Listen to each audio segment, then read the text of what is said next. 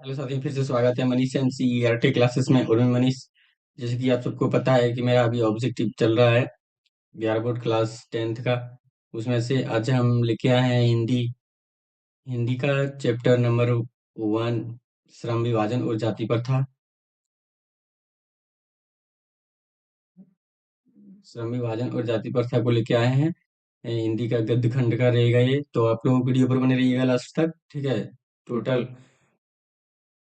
46 question रहेगा और सारा का सारा इम्पोर्टेंट क्वेश्चन रहेगा। तो चलिए शुरू करते हैं। सबसे पहले क्वेश्चन है इसमें कि श्रम विभाजन का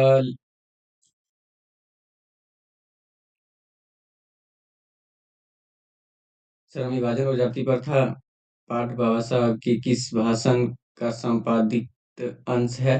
तो ये आपका सी नंबर ऑप्शन हो जाएगा, अनिहिलेशन ऑफ कास्ट, ठीक है। इसके बाद आगे है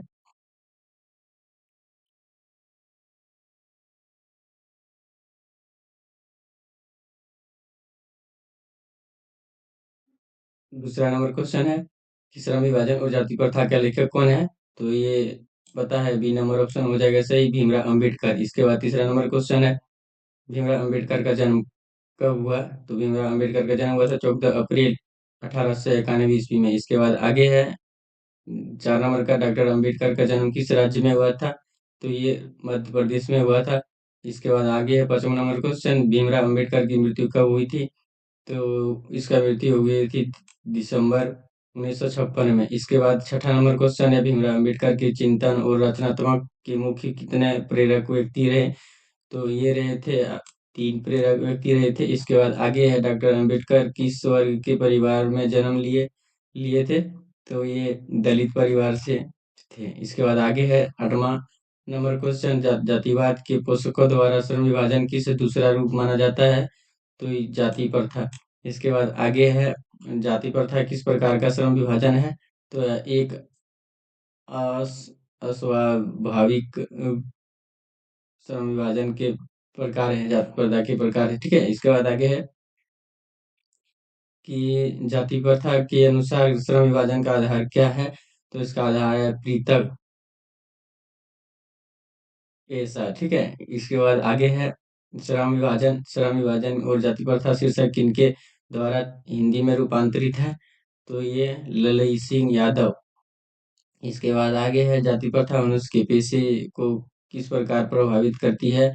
तो ये करती है, मनुष्य को जीवन भर के लिए एक पेशे में बांध बांध देती है। इसके बाद आगे है, विंडवान का अर्थ क्या है? तो विंडवान का अर्थ हो जाएगा आपका वाह। इसके बाद आगे है 14 नंबर, सच्चे लोकतंत्र का पर्याय क्या है? प्राय है। तो ये आपका हो जाएगा भाईचारा। इसके बाद आगे है 15 नंबर क्वेश्चन है, भीमराव अम्बेडकर के प्रेरक के क्या क्या नाम थे?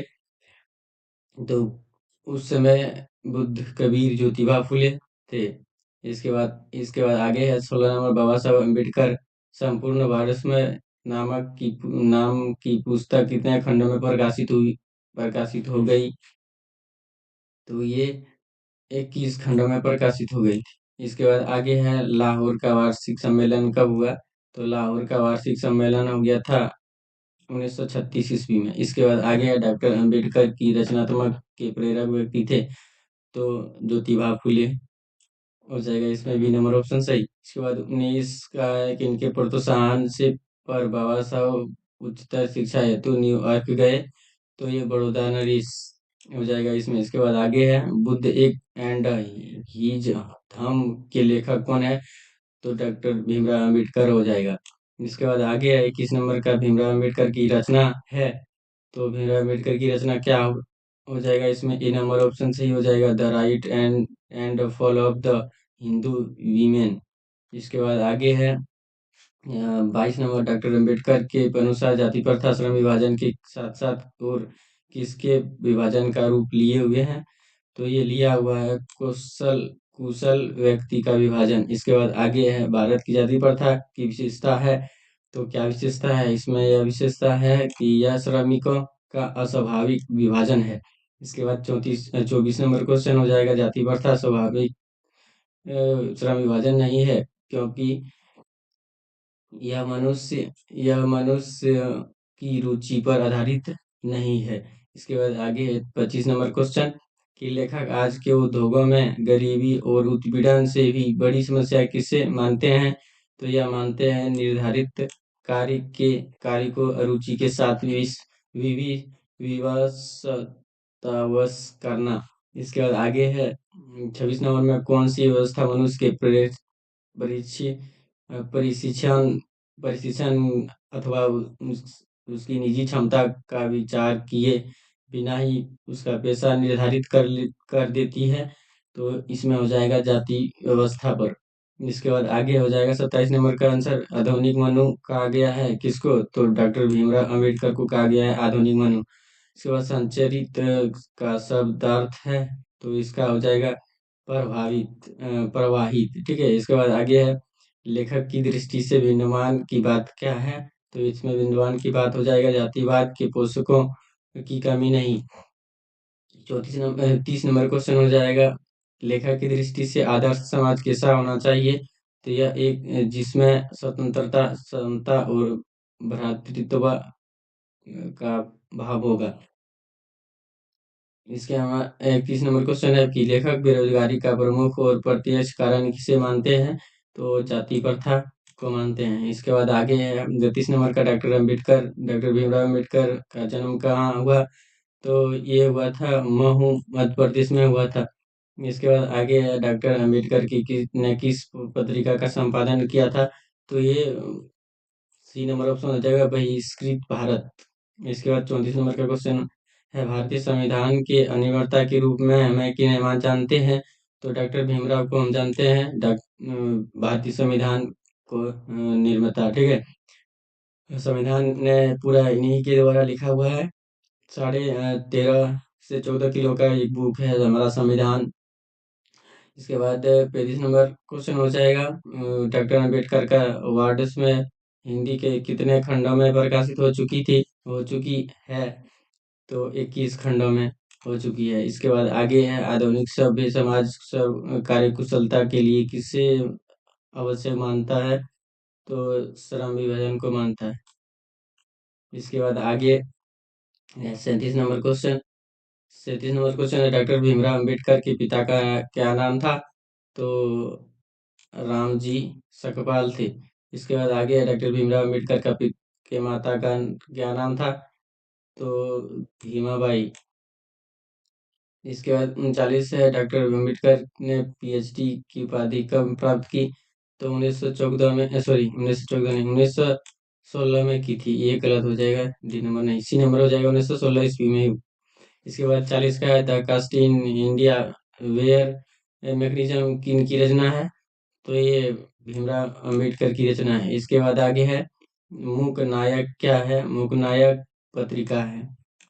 इसके बाद आगे है आधुनिक सभ्य समाज में कार्य कुशलता के लिए किसको आवश्यक माना गया है?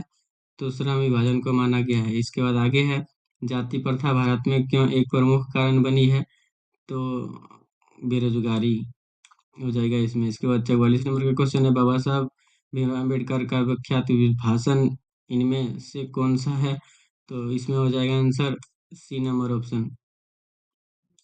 ऑप्शन हो जाएगा एनिहिलेशन ऑफ कास्ट।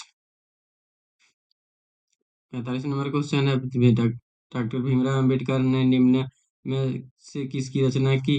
तो इसमें हो जाएगा सी नंबर जाति प्रथा और श्रम विभाजन। इसके बाद 46 का श्रम विभाजन और जाति प्रथा गद्य की कौन सी विधा है? तो ये निबंध है।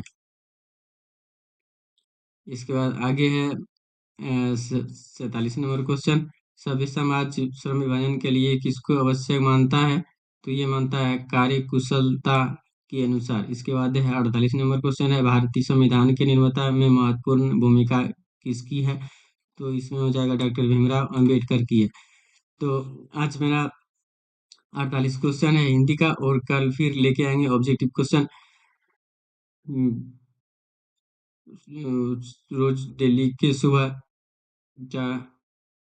5 सुबह डेली हम वीडियो एक अपलोड होता है, ऑब्जेक्टिव क्वेश्चन का ही रहेगा, बहुत ही इंपॉर्टेंट क्वेश्चन रहता है भाई। तो आप लोग वीडियो पूरा पूरा देखेंगे उम्मीद करते हैं।